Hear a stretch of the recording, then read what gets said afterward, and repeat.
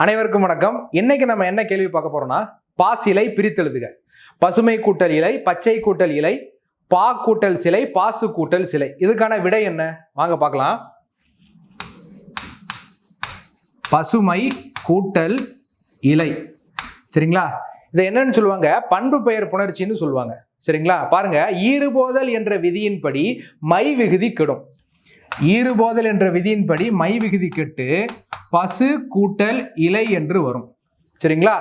ஆதி நீடல் என்ற விதியின்படி ப என்னவா மாறிவிடும் தெரியுமா? பாவாக மாறிவிடும். அப்ப பாசு கூட்டல் இலை. சரிங்களா? பாசு கூட்டல் இலை இப்படி வரும். இப்ப இந்த சு என்பது என்ன? இச்சு கூட்டல் ஊ. சு என்பது இச்சு கூட்டல் ஊ தான் சு.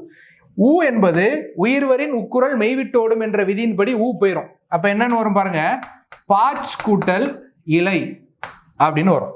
உடல் மேல் உயிர் வந்து ஒன்றுவது இயல்பு என்ற விதியின்படி இந்த இச்சு இந்த ஈயும் சேர்ந்து பாசிலை என்று வந்துவிடும். அப்ப பாசிலை என்பது பசுமை கூட்டல் இலை. Answer A. நாளை சந்திப்போம். நன்றி, வணக்கம்.